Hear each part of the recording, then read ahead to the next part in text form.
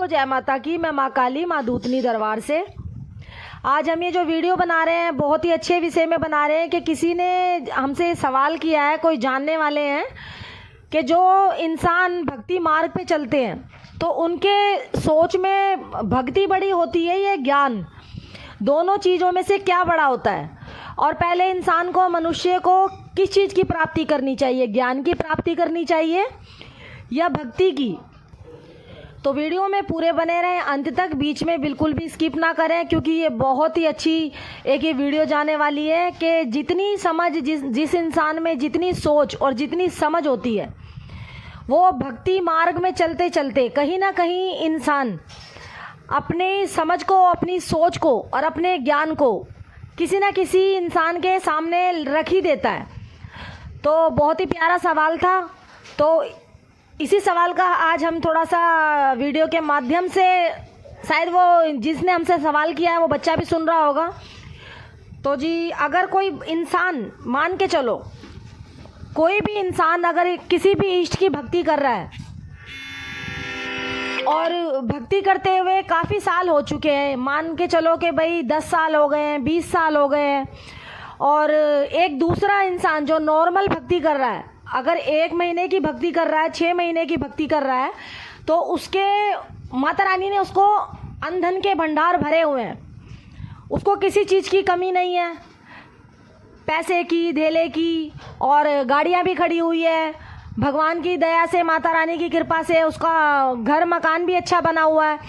और जो इंसान 10 साल से, 20 साल से भक्ति कर रहा है तो वो इंसान वहीं का वहीं पड़ा है और वो पूरी नियम से कर रहा है, पूरे एक मान के चलो खूब अच्छी तरीके से, भोग प्रसाद का भी ज्ञान है, सब चीज़ का ज्ञान है।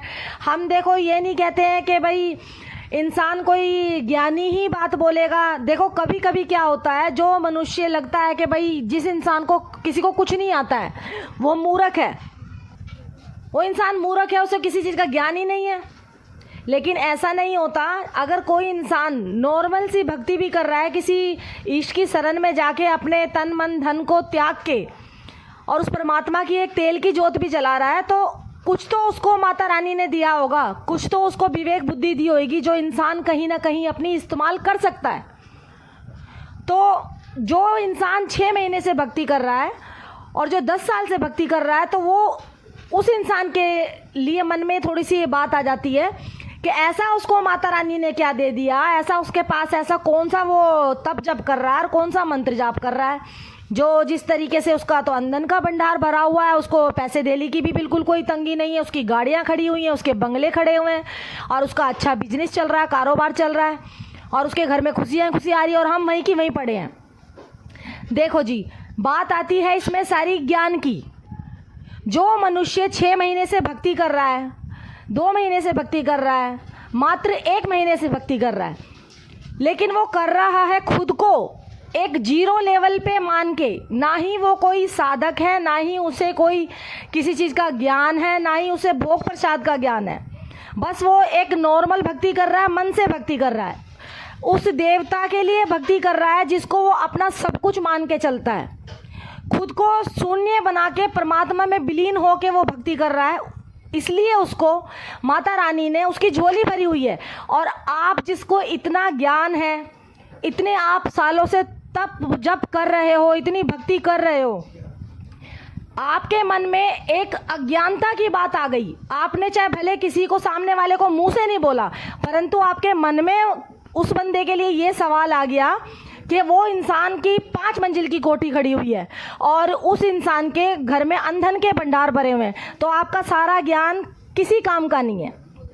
इसका मतलब आपके अंदर ज्ञान की कमी है, क्योंकि आपने उस इंसान के लिए मन में गलत ईर्ष्या रखी, आपने गलत शब्दों का अपने मन में विचार करा। तो ऐसी भक्ति जो होती है, नॉर्मल भक्ति जो होती है, कभी कभी क्या होता है, इंसान खुद को नहीं समझ पाता कि हम क्या हैं। सिर्फ खाली हम एक उस परमात्मा की तेल की जोत जला रहे हैं जिनको हम अच्छी तरीके से जानते भी नहीं है, जिसको भक्ति के भाव का भी अक्सर नहीं पता रहता, उसको भी परमात्मा इतना दे देता है। लेकिन इसमें सारी बात आती है ज्ञान की और अज्ञानता की। तो किसी के मन में किसी के खिलाफ भी अगर तुम किसी के लिए भी ईर्ष्या रखोगे, गलत भावना रखोगे, गलत विचार रखोगे, तो ये सारी सोच तुम्हारी जीरो पे आ जाती है। ये तुम्हारी सारी सोच जीरो पे आ जाती है। तो सबके लिए अच्छा सोच के चलो, परमात्मा देता है। देखो जी, भाग्य से ज़्यादा किसी को नहीं मिलता है, किसी को कुछ नहीं मिल सकता है, क्योंकि जो नसीब में लिखा वो होके रहेगा। आप कितनी ही भक्ति कर लो, जो कर्म का है वो आपको मिल के रहेगा। परंतु अगर किसी इष्ट की अगर आप भक्ति कर रहे हो तो तन से करो, मन से करो, बिल्कुल उसमें विलीन हो जाओ, उनके चरणों में रहो, किसी के प्रति कुछ गलत मत सोचो। अगर आप किसी भी इष्ट की भक्ति कर रहे हो और आपने पूजा पाठ करी और आप तेल का दीपक जला के आ गए, भोग आदि प्रसाद वगैरह दे के आ गए और आके अपने नीचे बैठ के सोचने लगे कि जी सामने वाले का तो इतना काम चल रहा है, सामने वालों की तो ऐसी चढ़ाइयाँ चढ़ रही हैं और हम वहीं की वहीं पड़े हैं, हम इतना जप तप करते हैं, हम तो पूरे नियमों का पालन कर रहे हैं, हम तो पूरे विधि विधान से चल रहे हैं। तो उसमें क्या होता है, एक तो तुम उस परमात्मा की ज्योत जला के आए हो, ऊपर से तुम्हारे मन के अंदर किसी के लिए गलत विचार आ रहे हैं, तो वो तुम्हारी भक्ति किसी काम की नहीं होती है। अगर तुम किसी देवता के नाम की, एक ईष्ट के नाम की आप ज्योत भी जला रहे हो और किसी के लिए, किसी भूखे को खाना खिला रहे हो, किसी गरीब के मदद कर रहे हो, किसी को दुखियारे का एक मदद कर रहे हो, जिसको ज़रूरतमंद होता है उसकी आप हेल्प कर रहे हो, तो इसमें आपकी भक्ति दिखाई देती है कि हाँ, वो परमात्मा देखता है कि इसके घर के अंदर खाने को नहीं है लेकिन दूसरे के लिए मदद कर रहा है, तो वो भक्ति आपकी ऊंचे लेवल तक जाती है। आप एकदम नॉर्मल भक्ति करो, किसी के लिए कोई गलत सोच मत रखो, किसी के लिए कुछ मन में गलत विचार मत रखो, सब उस परमात्मा पे छोड़ दो। आपको एक ना एक दिन परमात्मा जरूर उस भक्ति का फल देगा, क्योंकि देखो जी, ज्ञान देने वाला परमात्मा होता है, वो ईश्वर होता है।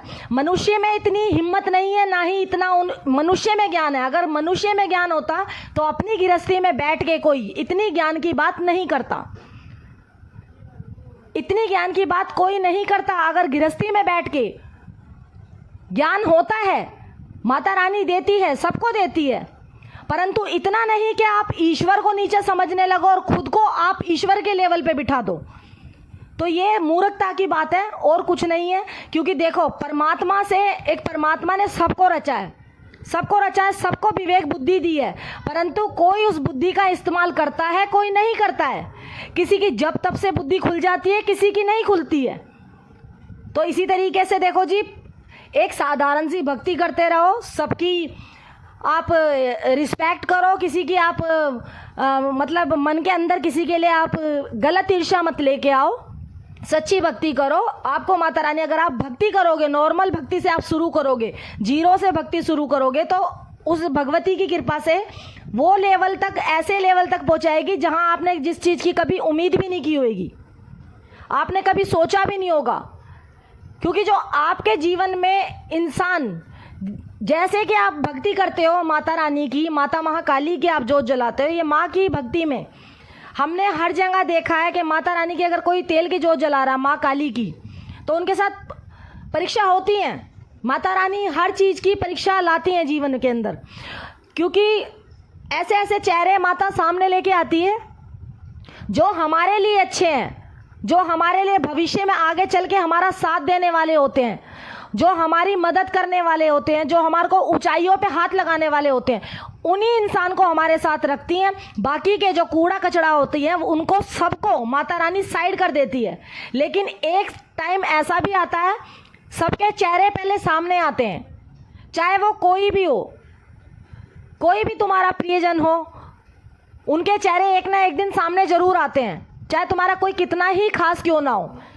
अगर जो तुम्हारे लिए अच्छा होगा तो उसको ही माता रानी तुमसे जोड़ के रखेगी।